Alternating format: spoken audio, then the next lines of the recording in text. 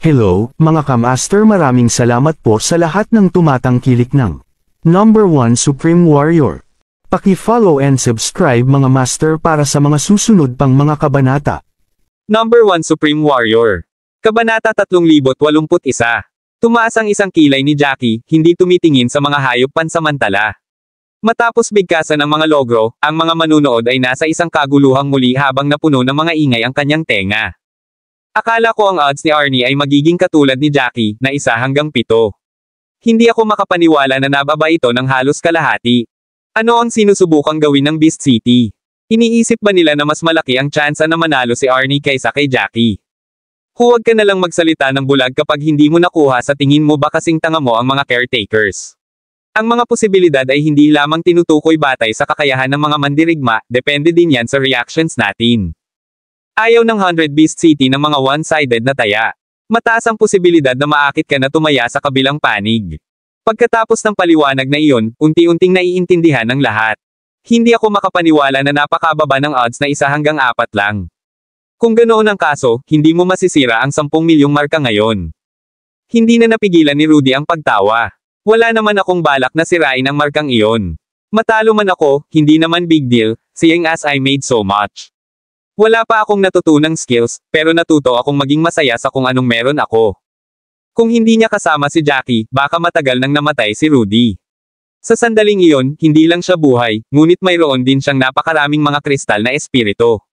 Pakiramdam niya ay napakaswerte niya sa kanyang puso, hindi man lang nag-iisip ng kung ano-ano. Kung maaari siyang manalo ng kaunti pa, gagawin niya. Natalo man siya, hindi mahalaga. Napataas ang kilay ni Jackie, not expecting na gano'n na pala kagaling ang ugali ni Rudy. Natatandaan pa niya kung gaano ka-arrogant at pagiging pakitang tao si Rudy noong una niya itong makilala. Ang ugali na iyon ay matagal nang nawala, sa kabutihang palad. Natatawang tinapik ni Jackie ang balikat ni Rudy. Ang mga mandirigma sa kanilang paligid ay nasa matinding usapan na dahil sa mga posibilidad. Ang ilan sa kanila ay nadama na ang mga posibilidad ay masyadong mababa habang ang iba ay nadama na ito ay tama. Pagkatapos noon, nagsimula na silang mag-usap kung dapat ba silang pumuste sa hayop o kay Arnie. Napakunot ang noo ni Jackie, medyo na-suffocate. Nilinggan niya si Rudy at nakita niyang hindi rin masaya si Rudy. Bamulong siya, pagkatapos manalo ng mga spirit crystal, umalis na tayo sa labas ng lungsod. Naiinis ako sa lugar na ito. Mariing tumanggaw si Rudy, ibinahagi ang parehong ideya. Pakiramdam niya ay nakakainis na rin ang panlabas na lungsod at sabik siyang pumasok sa gitnang lungsod para makakita ng mga bagong bagay. Kumuha si Jackie ng token mula sa mustard seed, at nakalagay doon ang mga salitang Middle City.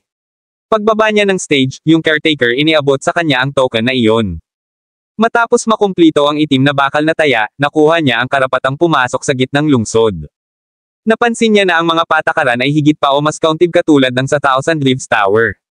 Basta may entry token siya, pwede siyang magdala ng subordinate. Sa tuntuning iyon, maaaring isama ni Jackie si Rudy. Sa pag-iisip na iyon, hindi niya maiwasang itaas ang isang kilay, na hindi kapani-pani walang mausisa sa pagkakakilanlan ng taong nagtakda ng mga patakaran. Paano nila nagawang isaalang-alang ang lahat ng lubusan? Pagkaraan ng ilang sandali na pag-isipan ito, unti-unting naunawaan ni Jackie kung bakit naitakda ang mga tuntuning iyon. Marahil ay salamat sa espesyal na papel na ginampanan ng mga alchemist. Ano man ang lugar, ang mga alchemist ay espesyal. Pagkatapos ng lahat, inilagay nila lahat ng kanilang focus sa alchemy. Karaniwang hindi nahati ng mga tao ang kanilang atensyon, kaya natural na napabayan ng mga alchemist kanilang kakayahan sa pakikipaglaban. Kabanata 3082. Hindi sila maaaring makapasok sa whirling world na umaasa lamang sa kanilang mga kasanayan. Gayunpaman, sa mga tuntuning iyon sa lugar, ang mas malalakas na mandirigma ay maaaring magdala ng isang mas mahinang alchemist sa kanila, na binabagtas ang mga lungsod ng whirling world.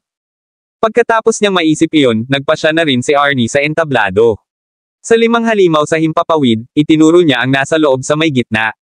Natigilan si Jackie nang tingnan niya ito. Kanina pa niya hindi tinitingnan ang 5 halimaw mula nang mabalot siya sa kanyang iniisip. Ngayong tumingin siya, nagulat si Jackie nang mapansin niya na isa lang sa 5 halimaw ang nakilala niya, at ang isang Arnie. Ang napili ay ang nakilala niya. Ito ay isang rockwind snake, ang sabi niya. Bumantong hininga si Jackie habang may bakas ng panunuya sa mga mata niya. Sa sandaling iyon, nag-anunsyo ang nakamaskara na caretaker na bubuksan ang lugar ng pagtaya. Lahat ng interesado sa paglalagay ng taya ay maaaring magtungo. Tahimik na tumayo si Jackie at dinala si Rudy sa betting area. Pareho silang naglabas ng 1,000,000 kristal na espirito bawat isa at itinaya ang mga ito sa halimaw. Walang nagulat sa pinili ni Jackie dahil ang dalawang lalaking ito ay parehong magkasalungat. Masyadong kakaiba kung tataya si Jackie kay Arnie. Pagkatapos maglagay ng taya, hindi na binalak ni Jackie na bumalik sa kinatatayuan ng manunood sa sobrang ingay nito. Ayaw niyang makinig sa lahat ng ingay at palagi ang usapan. Hinailan ni Jackie si Rudy sa isang sulok ng betting area. Dito na lang tayo maghintay. Ang labanan ay dapat na malapit ng matapos. Pagkatapos, makukuha na lang natin ang ating mga espiritong kristal at tumungo sa gitna. Curious na tumingin si Rudy kay Jackie. Naramdaman man ni Rudy na matatalo si Arnie, hindi niya akalain na ganoon kabilis siyang mawawala. Gayunpaman, ang mga salita ni Jackie ay tila nagpapahiwatig na si Arnie ay hindi lamang mabibigo na manalo sa unang round ngunit matatalo rin. Nalaman agad ni Jackie ang nasa isip ni Rudy nang makita ang ekspresyon ni Rudy. Natawa siya habang matiig ang nagpapaliwanag, pumili ng Rockwind Snake ang lalaking iyon, isang halimaw na mas malakas kaysa sa Frostfire Wolf. Hindi ba sinabi ni Arnie na magkaparehas sila ni Leslie? Sa kanilang dalawa, parang mas senior pa nga si Leslie, ibig sabihin ay medyo mas malakas si Leslie kaysa kay Arnie. Hindi man lang matalo ni Leslie ang Frostfire Wolf, lalo pa ang mas malakas na Rockwind Snake. Naintindihan naman agad ni Rudy pagkatapos ng paliwanag ni Jackie. Kaya naman sigurado si Jackie na mabilis na matatapos ang labanan. Kung ang Rockwind Snake ay mas malakas kaysa sa Frostfire na lobo, si Arnie ay malapit ng matalo. Walang gaanong dahilan para bumalik sa mga stand, at hindi na nila kailangang makinig sa mga talakayang iyon. Ang mga resulta ay makatarungan gaya ng sabi ni Jackie. Ang labanan ay tumagal lamang ng wala pang 5 minuto bago lumabas ang mga resulta. Si Arnie ay nakagat ng ahas, at ang kamandag nito ay kumalat sa buong katawan niya. Si Arnie ay dumanas ng matinding sakit. Kamatayan, spasmang sa entablado para sa isang mahabang panahon bago siya sumuko. Ang mga disipulo mula sa Deer Pavilion ay itinapon sa kaguluhan. Masyadong maraming nangyari sa araw na iyon. Nawalan sila ng 2 napili mga alagad at nawalan ng maraming mga espiritong kristal sa bot. Nang i-activate ni Jackie ang itim na bakal na taya, lahat sila ay tumaya ng hindi bababa sa 250,000 sa mga hayop. Nawala ang kanilang mga espiritong kristal. Sa itim na bakal na postahan ni Arnie, napustahan na rin nila si Arnie. Pagkatapos ng lahat, walang paraan na maaari silang tumaya sa hayop dahil sila ay mula sa parehong angkan. Kahit noon pa, natalo sila. Kabanata 3083. Hindi lamang namatay ang kanilang mga kapwa-alagad, nawala pa ang kanilang mga espiritong kristal. Ito ay isang nakakatawang malas na araw para sa kanila. Novel drama. Nakatayo si Jackie sa bokana ng Coliseum, nakatingin sa bangkay ni Arnie na inaalis sa stage mula sa malayo. Gayunpaman, siya lamang nakataas ang isang kilay habang malamig na sinabi, naisip ni Arnie na magiging ligtas siya sa ilalim ng mga patakaran ng 100 Beast City, nasabi ko na dati kung gaano katawa-tawa ang gayong mga pag-iisip. Nag-thumbs up si Rudy sa kanya. Jackie, ang galing mo. Hindi mo na kailangang gumawa ng kahit ano. Sa ilang salita lang, yun. Ang lalaki ay namatay sa isang kakilakilabot na kamatayan. Nakakagaan ng loob na patay na siya, sa totoo lang. Walang humpay si Arnie sa pagmumura sa kanila noon, na pinagkakaguluhan sila ng walang dahilan. Wala silang sama ng loob sa Deer Pavilion. Pero dahil lang sa hindi nila bet si Leslie, nauwi sila sa conflict. Ang kanilang kalunos-lunos na kalagayan ay ang lahat ng kanilang ginagawa. Matapos makuha ang kanilang mga espiritong kristal, dinala ni Jackie si Rudy mula sa labas ng lungsod. Ang ikinagulat ni Jackie ay ang katotohanan na ang gitnang lungsod ay wala sa 100 Beast City. Kung gusto nilang pumasok sa gitnang lungsod, kakailanganin nilang pumasok sa isang malaking hanay ng paglipat at ipadala sa isang lugar na malayo. Nang makuha niya ang token sa labas ng lungsod, alam ni Jackie na mayroong isang panlabas, gitna, at panloob na lungsod. Akala ni Jackie na lahat ng 3 lugar ay nasa loob ng 100 Beast City mismo, ngunit tila iba ito sa inaasahan niya. Isa itong napakalaking kapatagan na puno ng mga tao. Hindi lamang ang mga taong ito ay mula sa Hestia Continent, ngunit ang isang malaking bilang sa kanila ay mula sa White Marsh Continent at Chaos Continent din. Ang 3 kontinente ay natipon doon. Kahit saan sila tumingin, puro tao. Ang mga mandirigma doon ay ilang beses na nakita nila sa labas ng lungsod. Mukhang walang katapusan. Pakiramdam ni Jackie, ang pinaka nakita nila sa Whirling World ay mga tao.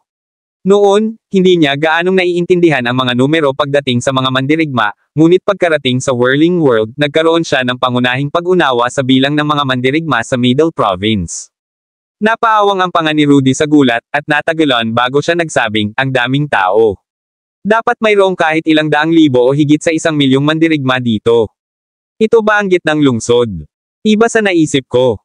Akala ko ang gitnang lungsod ay magiging isang aktwal na lungsod din, ngunit ito ay malinaw na isang napakalaking kapatagan. Tumawa si Jackie at sinabing, kung may mga pader ng lungsod, sa tingin mo gaano kalaki ang lungsod para sa napakaraming mandirigma? Napaawang ang labi ni Rudy, saglit na nag-isip. Habang iniisip niya kung gaano kalaki ang mga pader ng lungsod, pakiramdam niya ay nawala ito sa kanyang pagkakahawak sa isang iglap. Ang alam lang niya ay gagawin iyon kailangang ilang beses ang laki ng panlabas na lungsod. Tinapik ni Jackie ang balikat ni Rudy. Sige, kalimutan na muna natin iyon. Dapat nating hugasan ang ating mga disguise sa ngayon, hindi na kailangan peking katauhan. Wala ring dahilan para palitan ang ating mga pangalan. Nanlaki ang mata ni Rudy sa gulat. Bakit? Napakaraming benepisyo ng pagtatago sa ating sarili. Bakit mo gustong gamitin ang aming tunay mga pangalan at hitsura? Magkaiba sila ng panahon. Matapos makapasok sa Whirling World, napakaraming nangyari. Napukaw nila ang napakaraming kaaway. Ang pagpapalit ng kanilang mga anyo at ang kanilang mga pangalan ay makakapagligtas sa kanila ng maraming problema, kaya hindi niya maintindihan kung bakit gusto ni Jackie gamitin ang kanilang aktwal na hitsura. Kumunat ang noo ni Jackie at napabuntong hininga bago sinabing, wala na tayong magagawa. Napag-isipan ko na, at parang gusto kong gamitin ang aming mas madali ang orihinal na hitsura. Kabanata 3084. After change our looks and names, they might not recognize us, but the skills and weapons I use will expose me in the end. Sa totoo lang, baka mahuli lang tayo kung patuloy tayong magpepeke ng ating pagkakakilanlan. Mas mabuting baguhin na lang natin ang sarili natin at harapin mo sila ng diretso. Lahat sila ay sanay na ipagmalaki ang kanilang sarili saan man, umaasa sa kanilang mga pinagmulan. Gayunpaman, hanggat tayo ay malakas. Tama na, matatakot pa rin sila sa atin. Ang gusto ko ay matakot sila sa atin para mag-isip muna sila bago tayo tambangan. Matapos itong isipin ni Rudy, pakiramdam niya ay makatwiran ang mga sinabi ni Jackie. Naipakita na ni Jackie kung ano ang kaya niyang gawin. Beses sa Thousand Leaf City. Hanggat naaalala nila ito, makikilala kaagad si Jackie kapag umatake ito. Kung titingnan ng anggulong ito, walang kahulugan ang kanilang paglalagay ng pagbabalat kayo at pagpapalit ng kanilang mga pangalan. Napabuntong hininga si Rudy habang puno ng galit na sinabi, pakiramdam ko, grupo lang sila ng langaw na hinding-hindi natin maitaboy. Ganyan sila. Nakakainis. Isa lang ang nasa isip ko sa ngayon, which is to capture Grayson and make him spill. Pagkatapos nito, gusto ko na lang bugbugin siya. Kinasusuklaman na ni Rudy si Grayson sa puntong iyon. Sa sandaling maisip niya si Grayson, magsisimula siyang magngangalit ang kanyang mga ngipin. Noong sila ay nasa Phoenix Valley, ang kanyang biglaang pagkawala ay labis na nagpabagabag kay Rudy. After entering the Whirling World, medyo maraming nangyari dahil sa kanya. Nasa Unbreaking Pavilion pa nga si Grayson sa sandaling iyon, patuloy na nagdudulot sa kanila ng gulo at kahit na sinusubukang patayin sila. Ang pag-iisip lamang tungkol doon ay naging sanhi ng walang ibang gusto si Rudy kundi ang ihulog ang lahat at makuha si Grayson. Gayunpaman, alam niya na siya ay masyadong mahina. Mas mahina siya kaysa kay Grayson ng mga sandaling iyon. Isa pa, hindi rin siya masyadong matalino. Baka aksidenteng mahulog siya sa alinmansa. Mga pakulo ni Grayson. Ang tanging magagawa niya ay ang umasa kay Jackie, umaasang mabibihag niya si Grayson. At least, kailangan nilang malaman kung ano ang nangyari. Kailangan nilang alamin kung paano nabuhay si Grayson at hindi nasaktan, at kung bakit siya biglang lumitaw sa Unbreaking Pavilion. Kailangan din nilang alamin kung bakit hindi niya naalala ang dalawa. Maraming nangyari sa pagitan ng lahat ng iyon. Sumakit ang ulo ni Rudy habang iniisip iyon. Umiling siya at sinabing, kung ano man, huwag muna nating isipin ito sa ngayon. Iniwan ni Jackie ang hanay ng paglipat kasama si Rudy. Pumunta silang dalawa sa crowd. Napakaraming mandirigma mula sa Hestia, sabi ni Rudy habang naglalakad sila. Kahit na ang 100 Beast City ay isang antas-anim na lungsod, marami pa rin sila. Ngayon, talagang nakita ko kung gaano karaming mga mandirigma ang mayroon. Napalingon si Jackie kay Rudy at hindi napigil ang tumawa. Curious na tumangala si Rudy kay Jackie, naguguluhang sinabi, anong tinatawa-tawa mo? May tinuturo lang ako. Itinuro ni Jackie ang mga taong nasa harapan niya at sinabing, tingnan mo na lang kung ano ang suot ng mga iyon. Huwag tumingin ang mga damit. Dayuhan. Hindi mo pa siguro sila nakita noon sa Hestia. Kanina pa sila sa Whirling World, at marami na silang nakitang uniforme ng clan noong panahong iyon. Maaari silang higit pa o. Hindi gaanong nakikilala kung aling mga uniforme ang pag-aari ng karamihan sa mga angkan. Natigilan si Rudy habang nakatingala kay Jackie. Anong ibig mong sabihin? Sinasabi mo bang hindi lang ang mga mandirigma ng Hestia ang nandito? Nanlaki ang mata ni Rudy sa gulat habang nagsasalita. Tumanggo si Jackie. Hindi niya nagawang ipaliwanag iyon kay Rudy. Lumingalinga si Jackie at ang mga mandirigma sa kanilang paligid, mahinahong sinabi, ang mga mandirigma dito ay nagmula sa tatlong mundo, at ang Hestia. Isa na rito ang kontinente. Kabanata 3085. Mayroon ding mga mandirigma mula sa White Marsh Continent at Chaos Continent. Kapag nakuha ko ang Middle City Entry Token, ang mga patakaran ng anggit ng lungsod ay nailipat sa aking isipan. Napaawang ang panga ni Rudy sa gulat habang nagmamadaling tumingin sa mga mandirigmang nakapaligid sa kanya na parang curious na bata na nakatitig sa isang tao pagkatapos. Ang susunod, naramdaman ng mga mandirigma sa kanilang paligid ang titig ni Rudy at biglang naging alerto.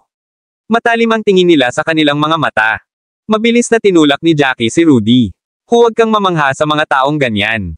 Napakabastos, at magdudulot ka ng gulo.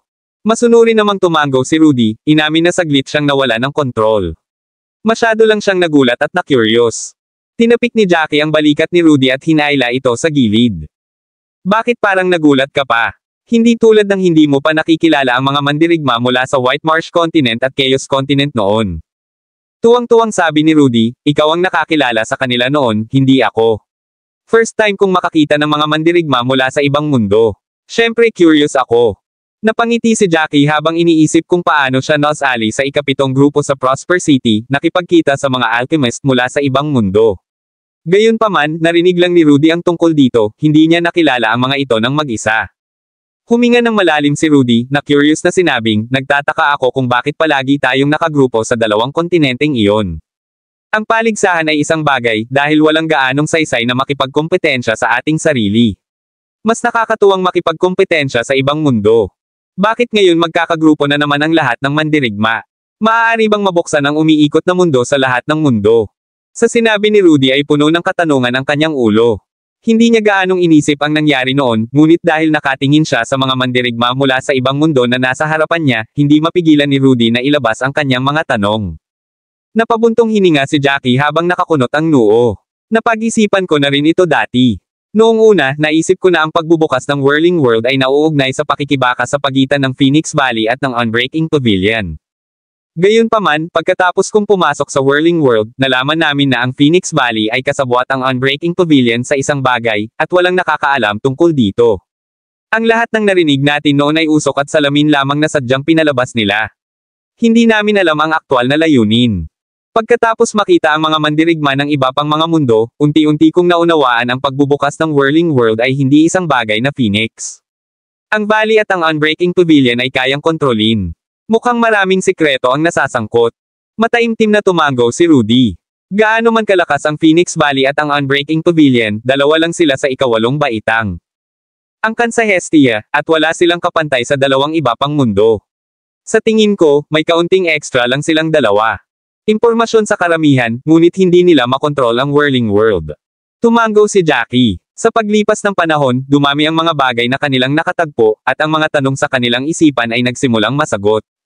Tumingin si Jackie sa mga tao habang mas maraming tanong ang lumitaw sa kanyang isipan. Magulo ang mga tanong na iyon sa isipan ni Jackie, at hindi niya matukoy ang mga iyon. Ang tanging nagawa niya ay magbunot ng ilan. Mga pahiwatig mula sa kaguluhan. Kung gusto niyang malaman ang walang halong katotohanan, kakailanganin niya ng maraming oras. Kabanata 3086. Lumapit si Rudy at hinawakan ang kamay ni Jackie nang lumitaw ang isang masayang kislap sa kanyang mga mata at sinabing, karamihan sa mga mula sa ating mundo. Malamang hindi alam ang totoo. Kahit na alam nila ang ilan sa mga ito, ang kanilang mga buwan ay ganap na sarado. Hindi nila ihahayag ang katotohanan sa amin sa lahat, ngunit maaari tayong magtanong sa mga mandirigma mula sa ibang mga mundo. Para sa kanila, ang umiikot na mundo ay maaaring hindi isang lihim. Tumanggo si Jackie, pakiramdam niya ay lalong tumatalas ang isip ni Rudy. Hindi man lang niya naisip iyon, pero naisip ni Rudy. He then nodded seriously, tama ka. Ang lahat ng impormasyong iyon ay itinuturing na isang kumpletong lihim sa kontinente ng Hestia, ngunit maaaring ito ay karaniwang kaalaman sa ibang mundo. Pagkatapos ng lahat, ang Hestia continent ay nasealed sa hindi malamang dahilan sa napakatagal na panahon. Sa pag-iisip tungkol doon, agad na nagsimulang magplano si Jackie kung paano niya makukuha ang impormasyon. Kahit na ang pangunahing layunin sa ang sandaling iyon ay upang ipagpatuloy ang pagsulong sa umiikot na mundo, hindi sila basta-basta maaaring sumugod ng walang anumang impormasyon. Ang higit pa alam nila, mas maraming solusyon ang makukuha nila kapag sila ay nasa panganib. Sa dakong timog silangan na sulok ng lungsod, ang ilan sa mga disipulo ng Pentagram Clan mula sa White Marsh Continent ay natipon.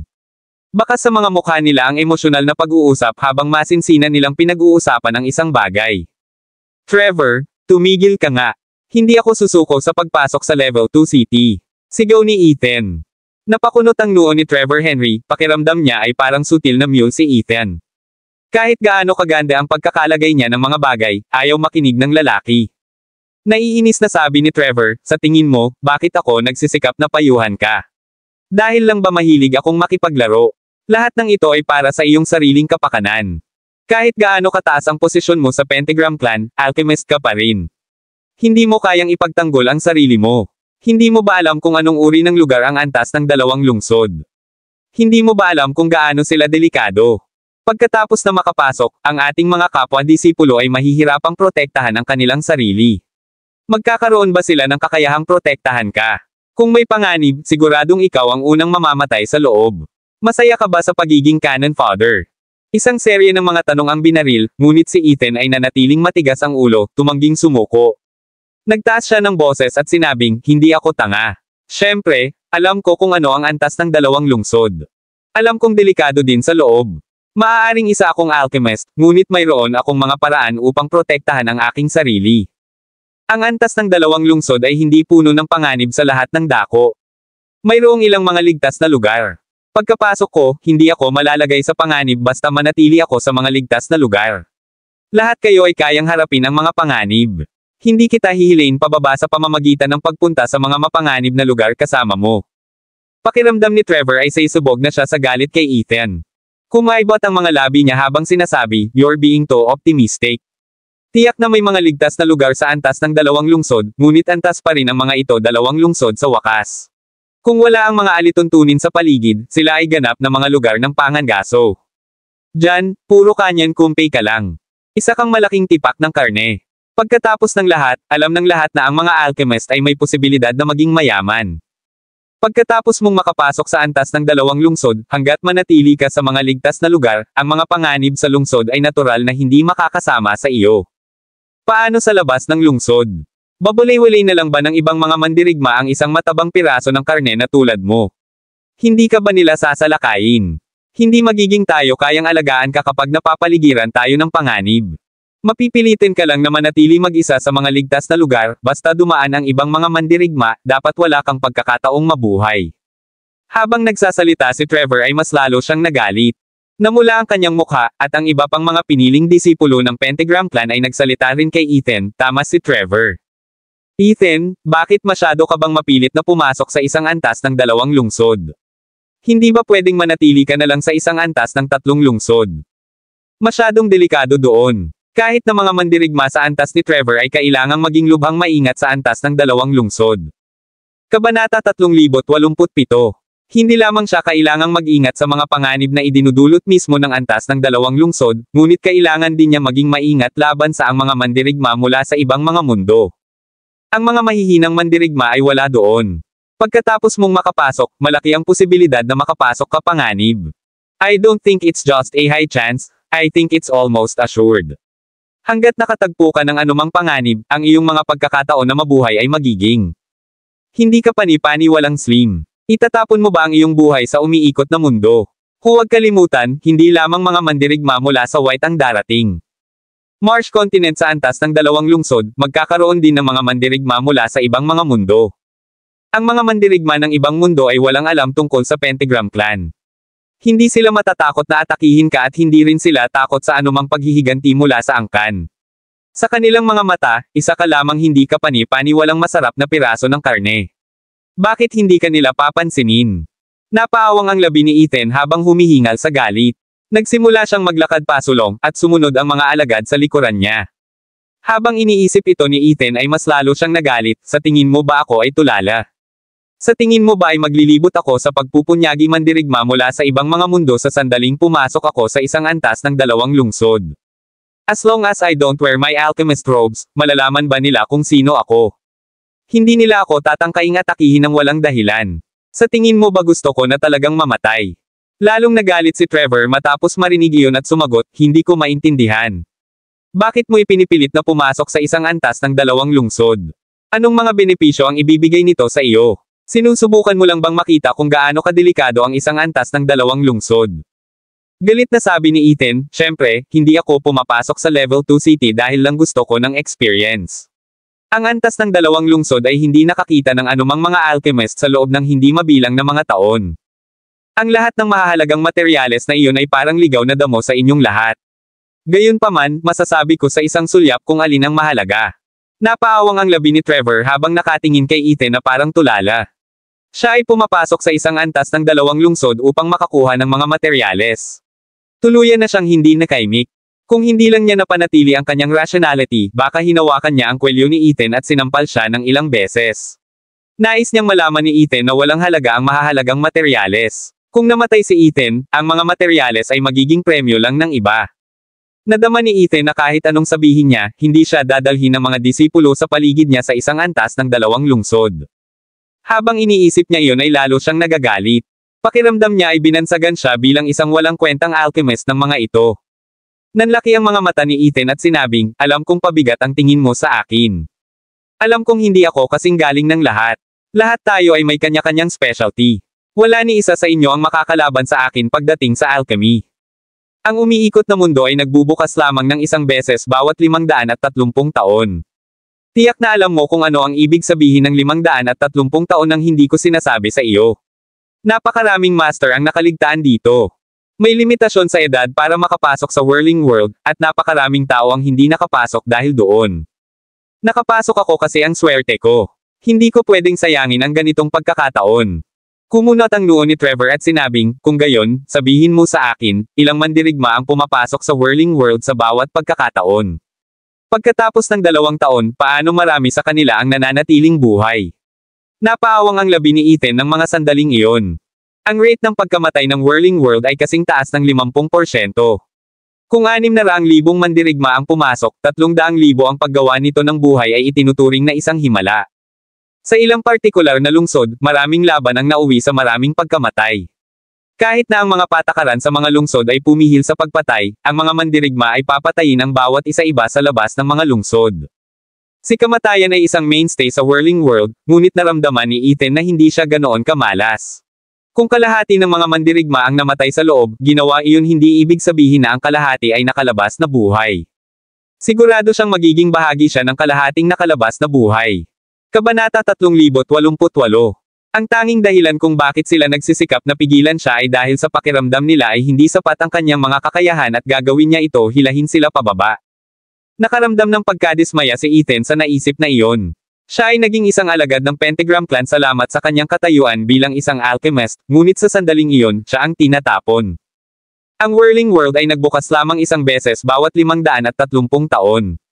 Ang pagkakataong makapasok sa Whirling World ay isang bagay hindi kapani-paniwalang mahalaga sa bawat mandirigma. Ang Whirling World ay isang mahimalang mundo na nilikha ng mga sinaunang bayani. Mayroong hindi mabilang na mga lungsod sa mundo, at ang bawat lungsod ay may sariling natatanging katangian. Hindi mabilang na mga kayamanan ang itinago sa loob ng mga lungsod. Habang papalapit sila sa gitna ng Whirling World, mas marami ang mga kayamanan doon, at mas mahalaga. Kahit na ang antas ng 2 lungsod ay lubhang mapanganib, mayroon pa ring ilang mga ligtas na lugar. Hanggat siya ay tahimik na nanatili sa isang ligtas na lugar at ginawa ang gusto niyang gawin, hindi siya malalagay sa panganib. Bagay ito sa lahat alam nila, ngunit galit na galit nilang tinanggihan siya. Simple lang ang dahilan, dahil lang sa akala nila ay pabigat siya. Lalong nagalit si Ethan nang maisip niya iyon. Kapag kailangan nila siya upang pinuhin ang mga table tasks para sa kanila, hindi siya kailanman humindi. Gayunpaman, nang humihingi siya ng tulong sa kanila, nakita nila ang lahat ng uri ng mga dahilan upang tanggihan siya. Lalong napupuot si Trevor. Isa siya sa mga pinuno ng Pentagram Clan, at napiling alagad din.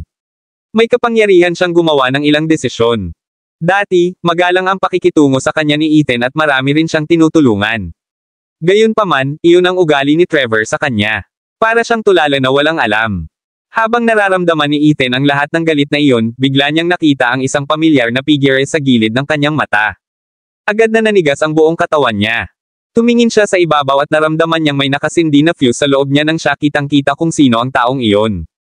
Muntik na siyang mawala ng malay nang sumabog ang kanyang galit. Pinaikit niya ang kanyang mga mata habang nagmamadaling lumapit, hinawakan ang braso ng taong iyon, Jackie. Hindi ako makapaniwalang makikita-kita dito. Akala ko may pinatay ka na. Nagdilim ang ekspresyon ni Jackie habang hinihila ang kamay mula sa pagkakahawak ni Ethan sa inis. Nang makita niya si Ethan, nakaramdam ng hindi kapani-paniwalang inis si Jackie. Sa paligsahan ng ikapitong grupo, marami siyang napakinggang kalokohan mula sa lalaking iyon. Ngayong muli niyang nabangga si Ethan, ang langaw na iyon na hindi maitaboy ay tiyak na magdadaldaw tulad ng dati. Nakakainis talaga siya. Nang makita ni Ethan si Jackie, iba't ibang damdamin ang lumabas. Naalala pa niya kung paano siya tinuya at hinamon ni Jackie. Matapos makuha ang gintong kayamanan. Tiningnan din siya ni Jackie ng masama. Marami pang ang sinabi si Jackie na naging dahilan ng pagtawa niya. Sa sandaling iyon, lubos na kinasusuklaman ni Ethan si Jackie. Kung hindi pa siya naantala ng ilang bagay noon, tiyak na sinubukan niya ang lahat para hanapin ang mga mandirigmang pamilyar sa kanya, kasama sa Hestia Continent at tulungan silang patayin si Jackie. Galit na si Ethan sa nangyari kanina kaya naman nang makita niya si Jackie ay umabot sa kumukulo ang galit niya. Nakaharap sa kanya sariling mga kapwa-alagad, walang paraan na lumayo siya kahit gaano pa siya kagalit. Gayunpaman, palaging kaaway si Jackie. Lahat ng namuo agad ang galit niya at agad itong sumabog kay Jackie. Nang makita ni Jackie ang unti-unting pagbaluktot ng ekspresyon ni Ethan, walang magawa ang mga labi nito. Pakiramdam niya ay parang may sakit ang lalaki. Curious na tumingin si Rudy kay Ethan. Ang mukha ni Ethan ay hindi kilala ni Rudy, ngunit sa sinabi ni Ethan, tiyak na may matinding galit si Ethan. Sama ng loob kay Jackie, na nangangahulugan na si Ethan ay isang kaaway.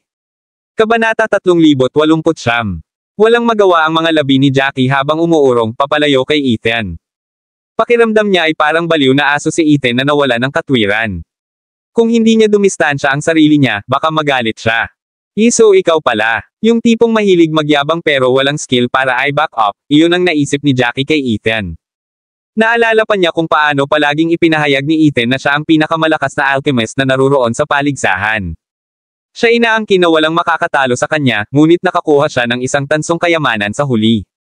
Matapos niyang makuha ang bronze treasure, tumanggi siyang maniwala sa mga resulta. Inangkin niya na nanloko si Jackie, at sinabi ang maraming hindi kapani-paniwalang mga bagay. Ang sinabi lang ni Jackie ay tiyak na ikinagalit ni Ethan. Agad na pumasok sa isip niya ang nakakahiyang eksena. Lahat ay dulot ni Jackie. Kung hindi dahil kay Jackie, hindi niya ipapahiya ang sarili sa harap ng mga alchemist mula sa tatlong mundo. Pagkatapos bumalik sa White Marsh Continent, palagi siyang kinukutya sa nangyari sa tournament. Kinaladkad pa niya ang Pentagram Clan kasama niya. Namuo ang lahat ng galit. Kung hindi dahil sa mga alituntunin ng gitnang lungsod na pumipigil sa anumang away, nakipag-away na sana siya kay Jackie hanggang sa kamatayan on the spot. Sa sandaling iyon, lumakad ang iba pang mga disipulo mula sa Pentagram Clan. Nagtataka silang tumingin kay Jackie. Nang maramdaman nila ang galit ni Ethan, lahat sila ay automatikong tinuturing si Jackie bilang isang kaaway, na nakatingin kay Jackie na may masamang ekspresyon. Tumaas ang isang kilay ni Jackie na mas lalo pang nakaramdam ng pagkainis. Hindi siya makapaniwala na nangyari ang ganoong kalaking pagkakataon. Sa lahat ng tao doon, nakilala niya talaga si Ethan. Napatingin siya sa mga tao sa likod ni Ethan at napabuntong hininga sa loob. Tila walang paraan na maisantibi niya ang bagay na ito. Pagkatapos, nagpasya siyang huwag na lang pakialaman. Na-offend na niya ang napakaraming tao, walang masama kung magdagdag pa ng isa. Higit pa rito, sila ay mula sa White Marsh Continent. Ang kontinente ng Hestia ay pinaghiwalay na ng hindi kilalang hadlang. Gustuhin man nilang guluhin siya sa labas ng mundo, hindi nila magagawa. Iyon ay maliban kung nagpalista sila ng iba pang mga mandirigma mula sa kontinente ng Hestia, ngunit hindi na iyon pinansin ni Jackie. Hahayaan na lang niyang lumakas pa ang bagyo. Nanggigigil si Ethan at sinabing, lahat ito ay dahil sa iyo. Huwag mong isipin na wala akong magagawa sa'yo. Nakagawa na ako ng mga plano para sa aking paghihiganti. Hindi ka makakatakas. Tinitigan ni Ethan si Jackie ng masama, tila isang ahas na naudyukan lang sa pakikipaglaban. Para siyang kakagaitin sa anumang sandali. Jackie pursed his lips, feeling incredibly amused, can you think about your words before you speak? Sabi mo sinaktan kita, pero, paano ko nagawa yon? Pinilit ko ba kayong sabihin sa lahat na siguradong makakauna ka sa grupo? Sinabi ko bang gagawin mo? Siguradong makuha ang gintong kayamanan. Pinilit ba kitang insultuhan? Nanlamig ang mga labi ni Ethan, namumula ang mukha sa sinabi ni Jackie. Pagkasabi noon ay napagtanto ni Rudy kung sino si Ethan. Sinabi na ni Jackie kay Rudy ang nangyari noon sa tournament. Ang maput na tao pala ay si Ethan. No wonder sinabi ni Jackie na marunong lang magyabang si Ethan. Sa pag-iisip kung paano nakuha ni Ethan ang pangalawang pwesto sa huli, parang natatawa si Rudy. Kabanata 3,900 po. Ang ika-6 na baitang alchemist na kanyang minamaliit ay binugbog siya para makuha ang unang pwesto, sinampal siya ng masama sa mukha. Rudy hindi napigilan ang sarili na matawa, hindi napigilan ang mapanuksong ngiti sa kanyang mukha. Pagtingin kay Rudy, halos hindi na huminga si Ethan sa galit. Siya ay isang hindi kapani-paniwalang mapagmataas na tao. Hindi niya matiis ang pagiging kinukutya ng iba sa lahat. Natuyo ang bibig niya sa galit. Bahagya siyang napalunok habang sinasabi, hindi kita bibitawan ng ganoon kadali. Mamamatay kayong dalawa. Papayagan kita. Alam mo ang mga kahihinatnan ng pagkakasala sa akin.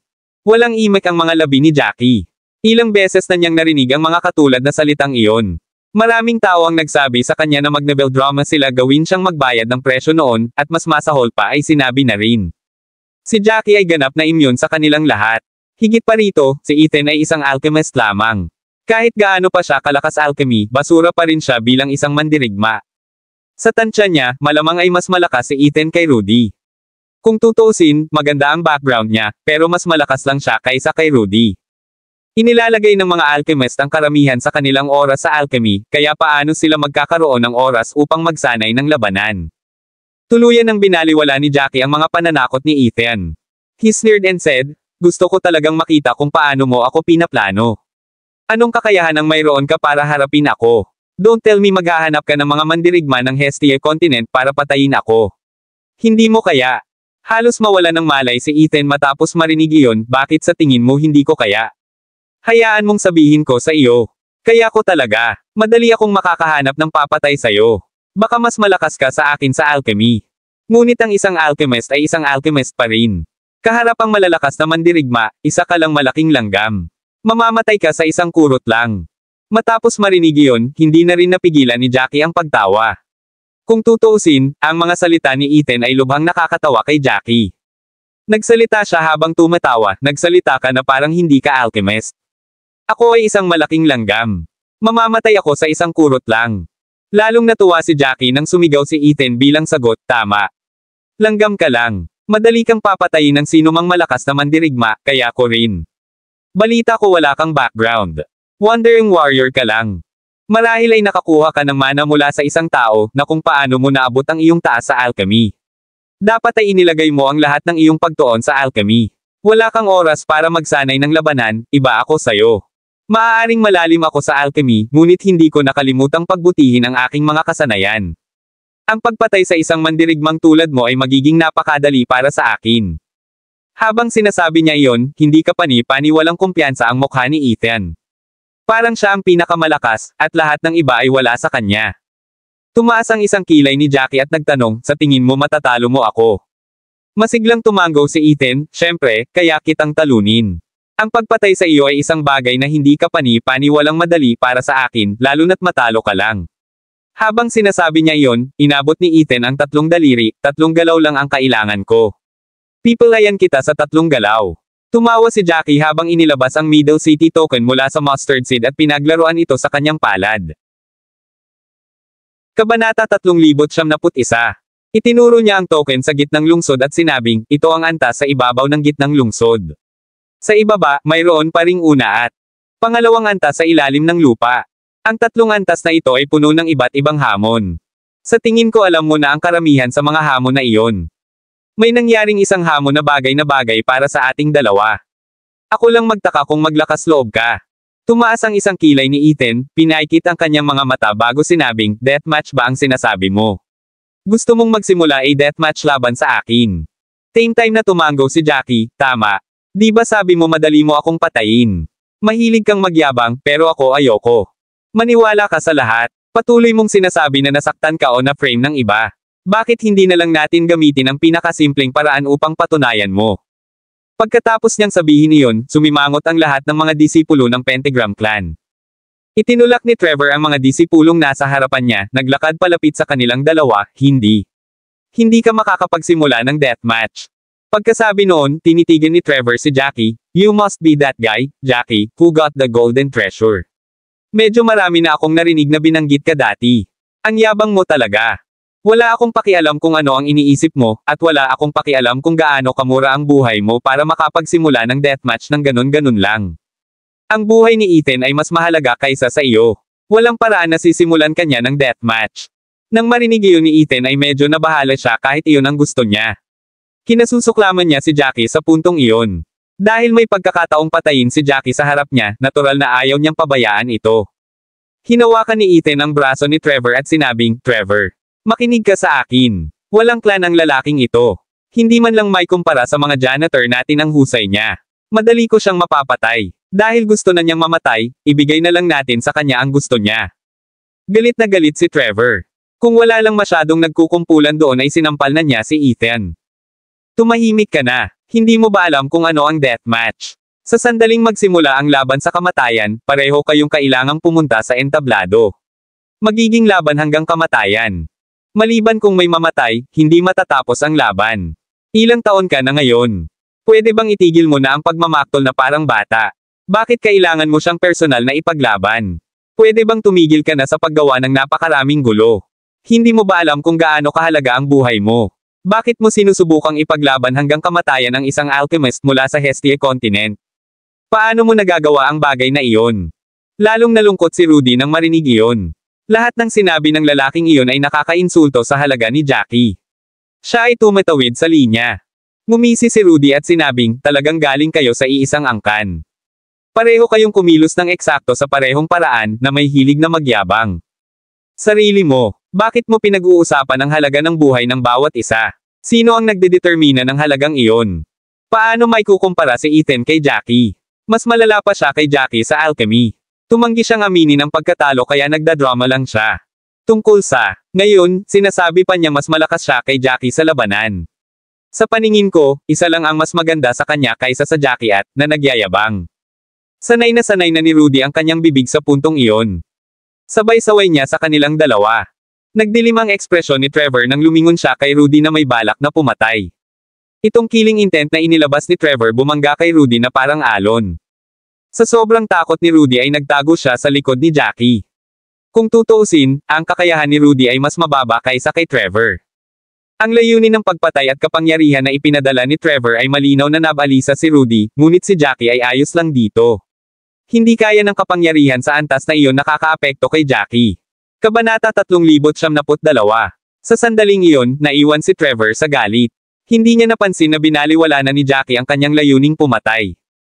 Hindi rin ito napansin ni Ethan. Isa lang ang nasa isip ni Ethan, ang patayin ng personal si Jackie. Kung hindi, magsisisi siya. Magpakailanman kung hahayaan niya ang pagkakataong ito. Hindi niya kayang pigilan si Trevor. Sa sandaling iyon, nagsisimula ng mabalisa si Ethan habang sumisigaw, "Trevor, huwag mo akong pigilan. Walang kapantay sa akin ang lalaking ito. Gagawin ko. Tiyak na makakayanan mo siya." Kumunat ang noo ni Trevor, "Anong hahawakan mo? Mas mahalaga ang buhay mo. Tumigil ka sa paglalaro."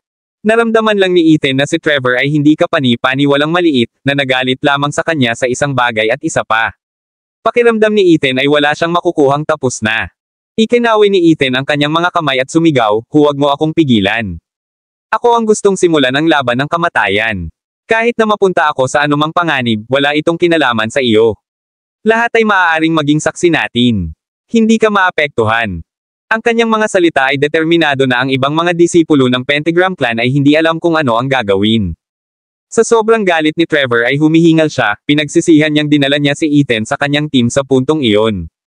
Pakiramdam niya ay si Ethan ang patuloy na gumagawa ng gulo sa kanya. Talagang ayaw ni Trevor na hayaan si Ethan na magsimula ng isang deathmatch. Kahit na pakiramdam niya ay wala si Jackie sa ka-level ni Ethan, palaging may mangyayaring hindi inaasahan. Bago lumabas ang mga resulta, walang tao makasigurado sa mangyayari. Kahit nanalo si Ethan, may pagkakataon pa rin na si Ethan ay magtamo ng matinding pinsala. Iyon din ang magiging responsibilidad niya. Ito ay ganap na maiiwasan.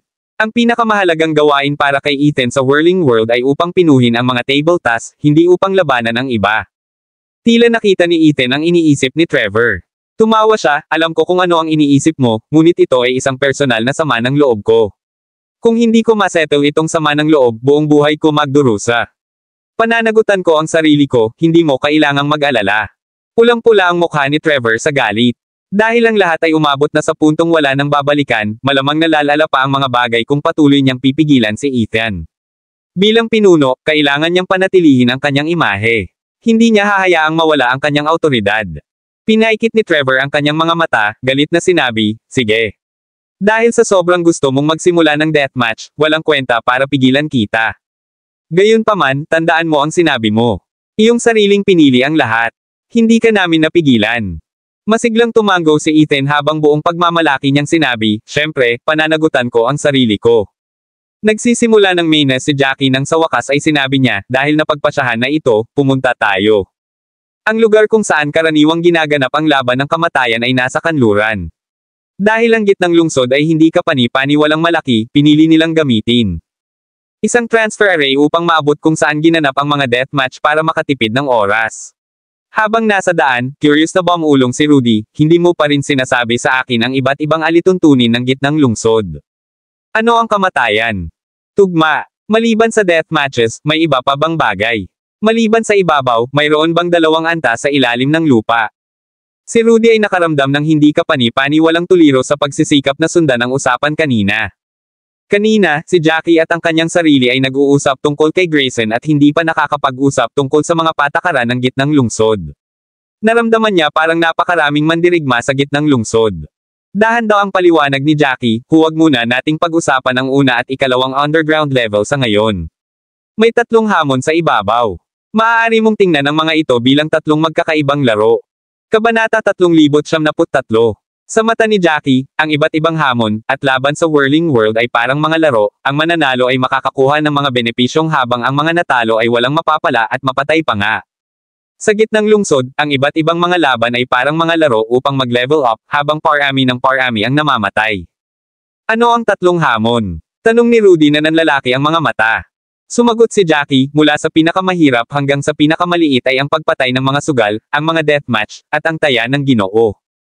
Pagkarinig nun ay nanlaki ang mata ni Rudy. Ang laban sa kamatayan ay hindi ang pinakamahirap. Nagkaroon din ng patayan ng mga sugal pagkatapos noon. Sa pangalan pa lang, parang kasangkot na ito ng maraming pagpatay.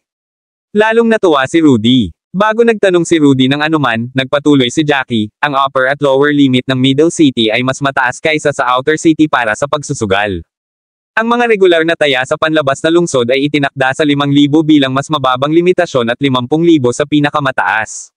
Ang mga taya ng itim na bakal ay may limitasyon na 50,000 espiritong kristal hanggang 1,000,000. Alam mo lahat yan. Ang sugal ng pagpatay ay mas malaki kaysa sa mga itim na bakal na taya. Ang pagsali sa Slaughter Gambit ay may mas mababang limitasyon na 500,000 espiritong kristal, habang ang pinakamataas na limitasyon ay 2,000,000. Sa sandaling sinabi niya iyon ay napaawang ang bibig ni Rudy sa gulat. Nanlaki ang mga mata niya habang nakataas ang 5 daliri at sinabing, ang pinakamababa ay 500,000. My gosh! Libre ba ang mga spirit crystal? Tinatreto nila sila na parang wala. Natawa si Jackie bago siya nagpaliwanag, I actually feel like the prices are quite decent.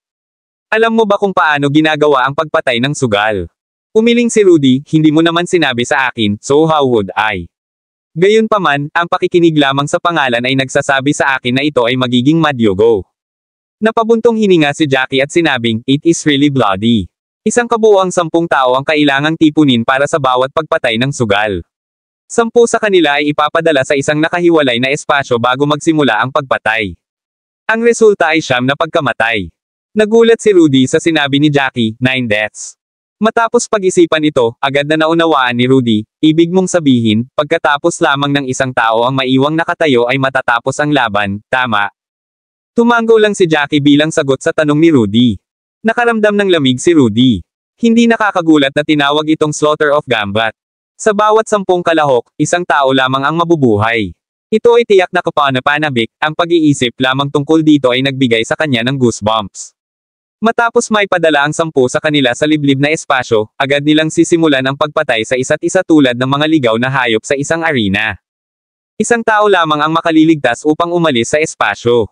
Naninigas ang ekspresyon ni Rudy matapos itong isipin, hindi ba masyadong baliw? Hindi nakakagulat na ito ay mas mahirap kaysa sa isang laban sa kamatayan. Sa karamihan, isang deathmatch ang haantong sa parehong tao na mamamatay. Ang bawat pagpatay ng sugal ay humahantong sa 9 na tao ang namamatay. Kahit sinong mandirigma. Kung sino ang sasali sa isang bagay na tulad nito ay hindi magiging mahina para sa akin, lahat sila ay magiging mga master.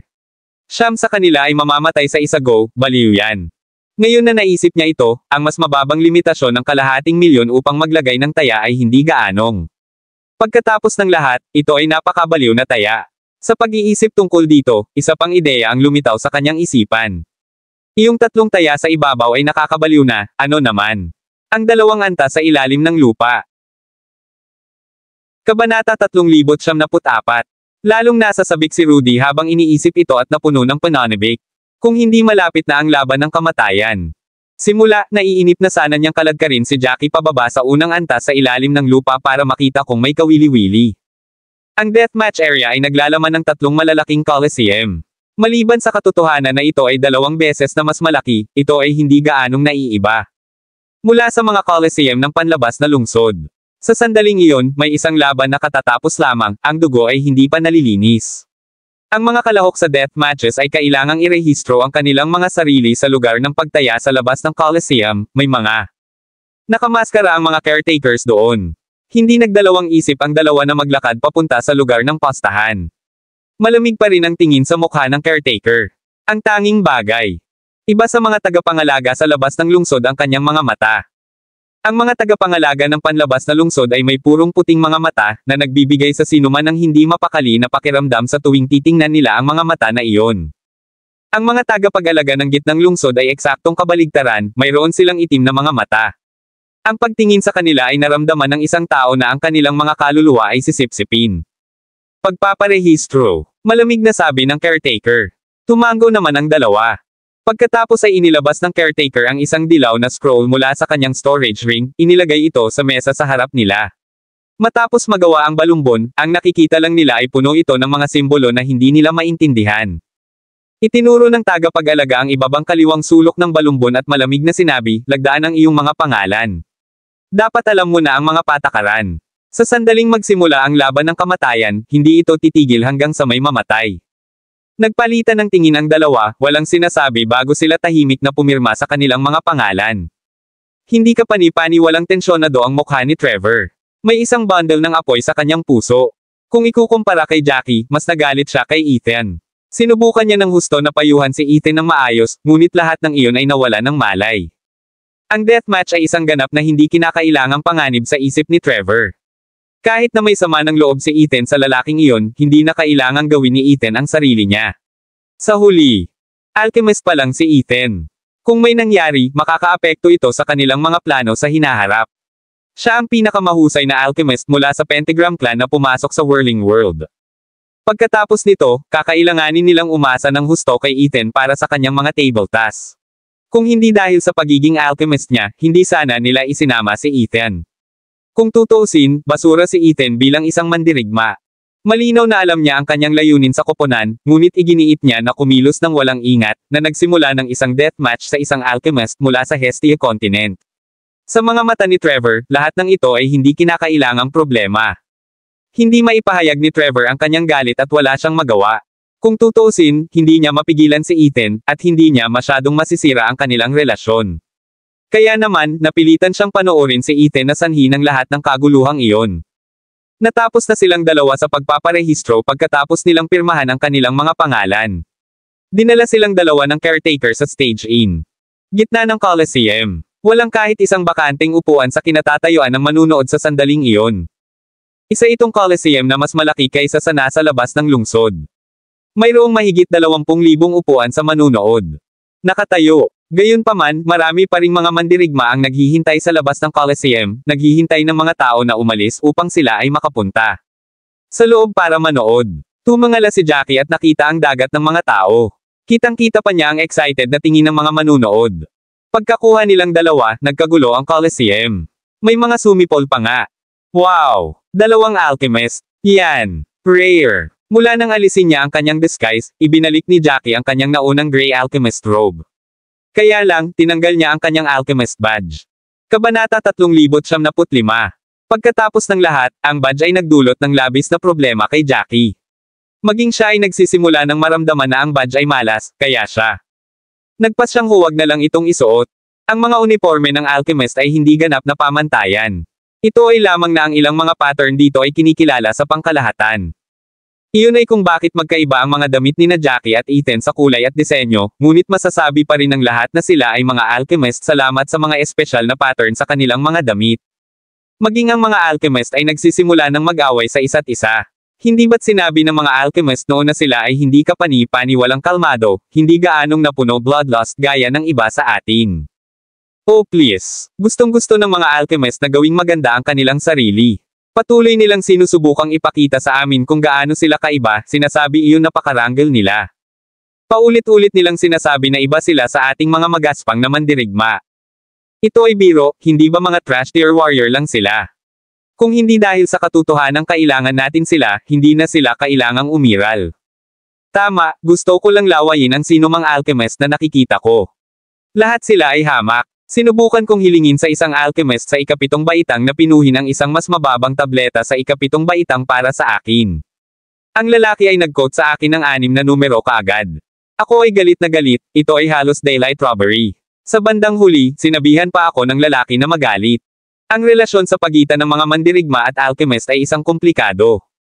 Ang mga mandirigma sa nakatayong manunood ay nakaramdam ng parehong interes at kakaibang pagtingin sa entablado. Parang sinalakay ang sarili nilang teritoryo. Palaging sinasabi ng mga alchemist na sila ay marangal. Maging ito ay kung paano sila magsalita o gumawa ng mga bagay, pinilit nilang ihiwalay ang kanilang sarili sa mga regular na mandirigma. Higit pa rito, ang mga alchemist ay hindi kapani-paniwalang bihira sa whirling world. Ang mga high-grade alchemist ay mga kayamanan sa mga kayamanan. Ang whirling world ay nagbukas lamang isang beses bawat 530 taon. Sa bawat pagbukas nito, maraming mahahalagang materyales ang makukuha. Upang mabilis na mapabuti ang kanilang sarili, kailangan ng mga mandirigma na kumuha ng mga alchemist upang pinuhin ang mga materyales sa mga table tasks. Gayunpaman, dahil bihira ang mga alchemist, palagi silang sumipi ng hindi kapani-paniwalang mataas na presyo at kumilos na parang kailangan sila ng mga mandirigma. Kaya naman maraming mandirigma ang nadismaya. Namatay pa nga ang mga tao dahil doon. Sa pagtingin kay Jackie at Ethan noon, ang daming reklamong iyon ang lumabas. Marami sa mga mandirigma ang maraming sinabi tungkol sa mga alchemist. Gayunpaman, hindi sila nang ahas na patayin lamang ang mga alchemist. Pagkatapos ng lahat, maraming mga alchemist ang may malalaking puwersa sa likod nila. Ang mga mandirigma ay natatakot sa kabayaran.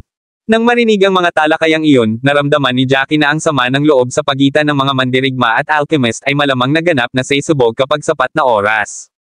Maaaring may mga taong nanganganib na kidnapin ang mga alchemist upang gumawa ng sapilitang paggawa. Kung tutuusin, kailangan talaga nila ng mga alchemist para tulungan sila sa mga refining pills, ngunit ang mga presyong inaalok ng mga alchemist ay napakataas. Pakiramdam ni Jackie ay hindi lamang niya kailangang mag-ingat sa pag-atake sa kanya ng kanyang mga kaaway sa hinaharap kundi maging sa mga mandirigma na may masamang intensyon para sa mga alchemist. Pakiramdam niya ay may mga kaaway sa lahat ng dako. Napatingin si Ethan sa pagkunot ng noo ni Jackie. Mukhang nag-aalala si Jackie. Natawa si Ethan at sinabing, huli na ang lahat para pagsisihan mo ang lahat ngayon. Nagsimula na ang laban ng kamatayan. Napamulat ng mata si Jackie, tamad na abalahin si Ethan. Itinaas ng caretaker ang kanyang kamay, at natahimik ang mga tao. Walang emosyong sinabi ng caretaker, ang nasa kaliwa ay si Ethan at ang isa sa kanan ay si Jackie. Ipapahayag ko ngayon ang kanilang mga posibilidad. Tahimik ang mga manunood ng mga sandaling iyon. Hindi lang nandoon ang mga manunood para tingnan ang mga laban. Ang pagtaya ay ang pinakamahalaga at inaasahang bahagi. Tumaas ang boses ng caretaker, 1-4 ang posibilidad ni Ethan. 1-2 ang posibilidad ni Jackie. Kabanata 376. Nang ipahayag ang mga posibilidad, walang inisip ang mga mandirigma sa kinatatayuan ng manunood, ngunit si Ethan ang unang sumabog. Siya lumingon sa caretaker. Muntik na siyang umakyat at agawin ang scroll sa kamay ng caretaker. Bakit 1 hanggang 4 ang kanyang logro? Ang posibilidad ni Jackie ay kalahati sa kanya. Ang mas mataas na posibilidad ay nangangahulugan na ang mga tagapag-alaga ay hindi naisip na siya ay kasing lakas ng kabilang panig. Iyon ay kung bakit ang mga logro ay hinaila upang maakit ang ibang mga mandirigma na tumaya sa kanya. Iyon ay para tumaas ang taya sa kanilang dalawa. Napasimangot si Ethan sa naisip lang. Bago sila umakyat sa entablado, malamig na kinutya siya ni Jackie, kaya halatang natuwa si Jackie. Namula ang mukha ni Ethan habang sinasabi sa caretaker, hindi patas yan. Lord Caretaker, tingnan mo ulit. Paano mo nagagawang napakataas ng posibilidad ko laban sa lalaking ito? Sa tingin mo ba mas malala ang kakayahan ko kaysa sa kanya? Paanong wala sa level niya ang skills ko? Isa akong alchemist mula sa Pentagram Clan ng White Marsh Continent. Kahit na isa akong alchemist, hindi ko tuluyang tinalikuran ang labanan. Isa lang siyang wandering warrior na walang background. Hindi siya nang ahas na maging masyadong malupit sa kanyang mga salita. Pinilit niyang magpigil at ginawa ang lahat ng makakaya upang mga tuwiran sa tagapag-alaga. Hindi nagpakita ng anumang emosyon ang tagapag-alaga na nakamaskara ng bungo sa mga salitang iyon. Matigas at malamig niyang nilingan si Ethan. Naramdaman ng malamig na tingin ng caretaker, napaawang si Ethan sa kanyang mga labi, na biglang nang hinayang sa kanyang sinabi. Sa sandaling iyon, sinabi ng tagapag-alaga, ang mga posibilidad ay itinakda ng mga tagapag-alaga. Mayroon kaming sariling mga patakaran na dapat sundin, at wala kang karapatang manghimasok. Kung ipagpapatuloy mo ang pagtatanong sa mga tagapag-alaga, mapaparusahan ka ng mga patakaran ng gitnang lungsod. Nang marinig iyon, kinilig si Ethan. Kahit isang tulala ay alam na ang parusa ay tinatamaan agad ng kidlat na magreresulta sa isang masunog na buhay. Wala siyang magagawa laban doon. Tumigil na si Ed sa pagtatanong sa lahat. Tinuro ng caretaker ang betting area, bukas na ang betting area. Ang mga gustong tumaya ay maaaring pumunta doon. Ang mga patakaran ay pareho. Mayroon kang 1 oras para pumili. Pagkatapos ng 1 oras, magsisimula na ang laban. Pagkasabi nun ay bumaba na ng stage ang caretaker.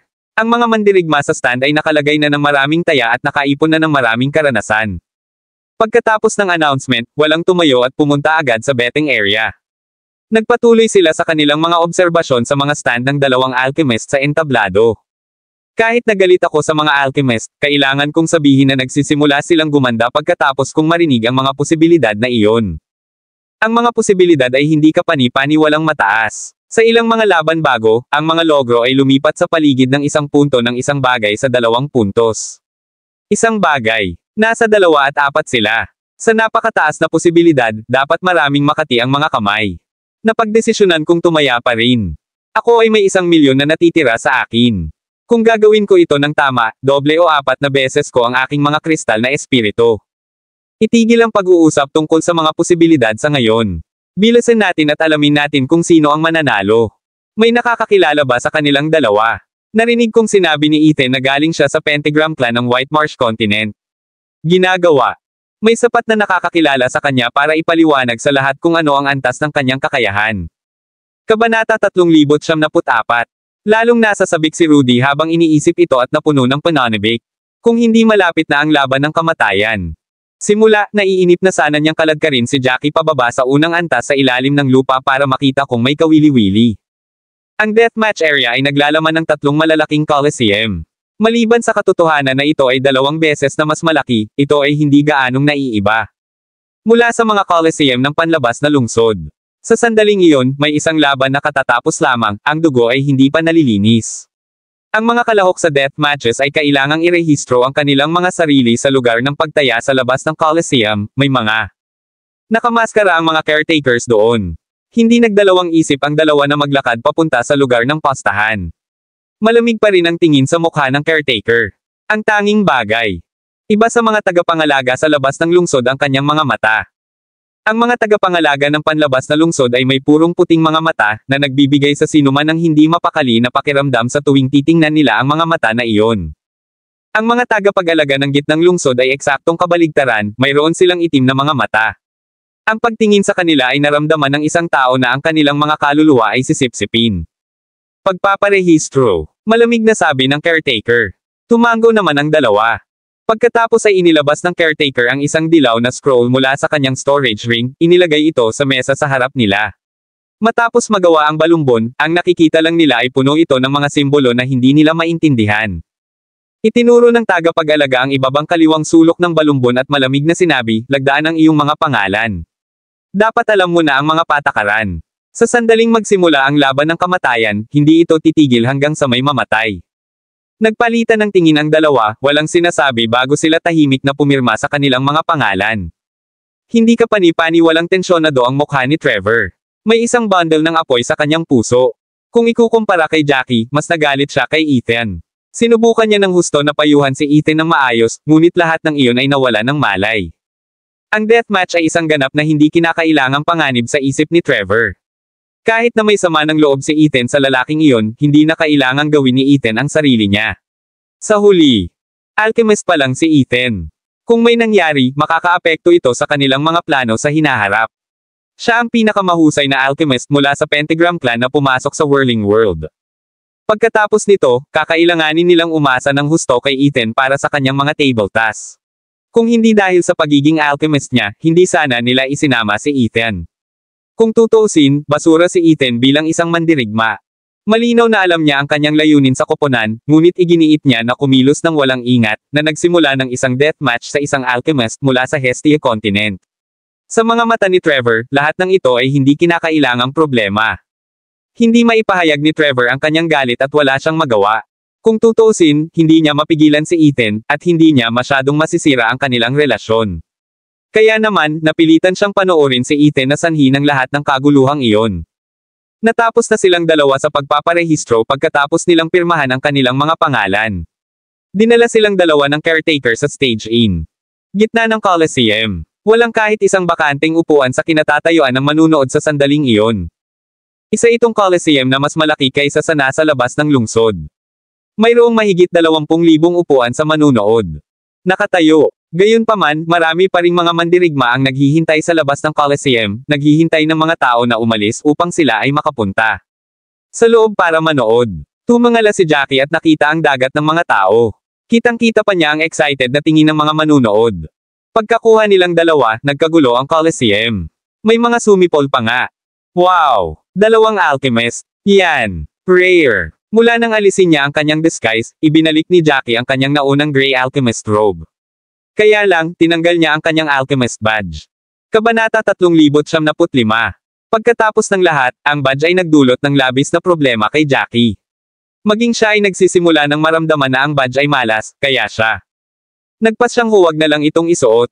Ang mga uniforme ng alchemist ay hindi ganap na pamantayan. Ito ay lamang na ang ilang mga pattern dito ay kinikilala sa pangkalahatan. Iyon ay kung bakit magkaiba ang mga damit ni na Jackie at Ethan sa kulay at disenyo, ngunit masasabi pa rin ng lahat na sila ay mga alchemist. Salamat sa mga espesyal na pattern sa kanilang mga damit. Maging ang mga alchemist ay nagsisimula ng mag-away sa isa't isa. Hindi ba't sinabi ng mga alchemist noon na sila ay hindi kapani-pani, walang kalmado, hindi gaanong napuno? Bloodlust gaya ng iba sa atin. Oh please. Gustong-gusto ng mga alchemist na gawing maganda ang kanilang sarili. Patuloy nilang sinusubukang ipakita sa amin kung gaano sila kaiba, sinasabi iyon. Napakaranggal nila. Paulit-ulit nilang sinasabi na iba sila sa ating mga magaspang na mandirigma. Ito ay biro, hindi ba mga trash tier warrior lang sila? Kung hindi dahil sa katotohanan kailangan natin sila, hindi na sila kailangang umiral. Tama, gusto ko lang lawayin ang sinumang alchemist na nakikita ko. Lahat sila ay hamak. Sinubukan kong hilingin sa isang alchemist sa ikapitong baitang na pinuhin ang isang mas mababang tableta sa ikapitong baitang para sa akin. Ang lalaki ay nag-quote sa akin ng 6 na numero kaagad. Ako ay galit na galit, ito ay halos daylight robbery. Sa bandang huli, sinabihan pa ako ng lalaki na magalit. Ang relasyon sa pagitan ng mga mandirigma at alchemist ay isang komplikado. Ang mga mandirigma sa nakatayong manunood ay nakaramdam ng parehong interes at kakaibang pagtingin sa entablado. Parang sinalakay ang sarili nilang teritoryo. Palaging sinasabi ng mga alchemist na sila ay marangal. Maging ito ay kung paano sila magsalita o gumawa ng mga bagay, pinilit nilang ihiwalay ang kanilang sarili sa mga regular na mandirigma. Higit pa rito, ang mga alchemist ay hindi kapani-pani, walang bihira sa Whirling World. Ang mga high-grade alchemist ay mga kayamanan sa mga kayamanan. Ang Whirling World ay nagbukas lamang isang beses bawat 530 taon. Sa bawat pagbukas nito, maraming mahahalagang materyales ang makukuha. Upang mabilis na mapabuti ang kanilang sarili, kailangan ng mga mandirigma na kumuha ng mga alchemist upang pinuhin ang mga materyales sa mga table tasks. Gayunpaman, dahil bihira ang mga alchemist, palagi silang sumipi ng hindi kapani-paniwalang mataas na presyo at kumilos na parang kailangan sila ng mga mandirigma. Kaya naman maraming mandirigma ang nadismaya. Namatay pa nga ang mga tao dahil doon. Sa pagtingin kay Jackie at Ethan noon, ang daming reklamong iyon ang lumabas. Marami sa mga mandirigma ang maraming sinabi tungkol sa mga alchemist. Gayunpaman, hindi sila nang ahas na patayin lamang ang mga alchemist. Pagkatapos ng lahat, maraming mga alchemist ang may malalaking puwersa sa likod nila. Ang mga mandirigma ay natatakot sa kabayaran. Nang marinig ang mga talakayang iyon, naramdaman ni Jackie na ang sama ng loob sa pagitan ng mga mandirigma at alchemist ay malamang naganap na sa isubog kapag sapat na oras. Maaaring may mga taong nanganganib na kidnapin ang mga alchemist upang gumawa ng sapilitang paggawa. Kung tutuusin, kailangan talaga nila ng mga alchemist para tulungan sila sa mga refining pills, ngunit ang mga presyong inaalok ng mga alchemist ay napakataas. Pakiramdam ni Jackie ay hindi lamang niya kailangang mag-ingat sa pag-atake sa kanya ng kanyang mga kaaway sa hinaharap kundi maging sa mga mandirigma na may masamang intensyon para sa mga alchemist. Pakiramdam niya ay may mga kaaway sa lahat ng dako. Napatingin si Ethan sa pagkunot ng noo ni Jackie. Mukhang nag-aalala si Jackie. Natawa si Ethan at sinabing, huli na ang lahat para pagsisihan mo ang lahat ngayon. Nagsimula na ang laban ng kamatayan. Napamulat ng mata si Jackie, tamad na abalahin si Ethan. Itinaas ng caretaker ang kanyang kamay, at natahimik ang mga tao. Walang emosyong sinabi ng caretaker, ang nasa kaliwa ay si Ethan at ang isa sa kanan ay si Jackie. Ipapahayag ko ngayon ang kanilang mga posibilidad. Tahimik ang mga manunood ng mga sandaling iyon. Hindi lang nandoon ang mga manunood para tingnan ang mga laban. Ang pagtaya ay ang pinakamahalaga at inaasahang bahagi. Tumaas ang boses ng caretaker, 1-4 ang posibilidad ni Ethan. 1-2 ang posibilidad ni Jackie. Kabanata 3076. Nang ipahayag ang mga posibilidad, walang inisip ang mga mandirigma sa kinatatayuan ng manunood, ngunit si Ethan ang unang sumabog. Siya lumingon sa caretaker. Muntik na siyang umakyat at agawin ang scroll sa kamay ng caretaker. Bakit 1-4 ang kanyang logro? Ang posibilidad ni Jackie ay kalahati sa kanya. Ang mas mataas na posibilidad ay nangangahulugan na ang mga tagapag-alaga ay hindi naisip na siya ay kasing lakas ng kabilang panig. Iyon ay kung bakit ang mga logro ay hinaila upang maakit ang ibang mga mandirigma na tumaya sa kanya. Iyon ay para tumaas ang taya sa kanilang dalawa. Napasimangot si Ethan sa naisip lang. Bago sila umakyat sa entablado, malamig na kinutya siya ni Jackie, kaya halatang natuwa si Jackie. Namula ang mukha ni Ethan habang sinasabi sa caretaker, hindi patas yan. Lord Caretaker, tingnan mo ulit.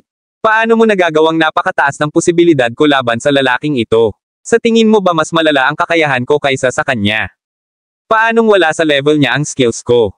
Isa akong alchemist mula sa Pentagram Clan ng White Marsh Continent. Kahit na isa akong alchemist, hindi ko tuluyang tinalikuran ang labanan. Isa lang siyang wandering warrior na walang background. Hindi siya nang ahas na maging masyadong malupit sa kanyang mga salita. Pinilit niyang magpigil at ginawa ang lahat ng makakaya upang mga tuwiran sa tagapag-alaga. Hindi nagpakita ng anumang emosyon ang tagapag-alaga na nakamaskara ng bungo sa mga salitang iyon. Matigas at malamig niyang nilingan si Ethan. Naramdaman ng malamig na tingin ng caretaker, napaawang si Ethan sa kanyang mga labi, na biglang nang hinayang sa kanyang sinabi. Sa sandaling iyon, sinabi ng tagapag-alaga, ang mga posibilidad ay itinakda ng mga tagapag-alaga. Mayroon kaming sariling mga patakaran na dapat sundin, at wala kang karapatang manghimasok. Kung ipagpapatuloy mo ang pagtatanong sa mga tagapag-alaga, mapaparusahan ka ng mga patakaran ng gitnang lungsod. Nang marinig iyon, kinilig si Ethan.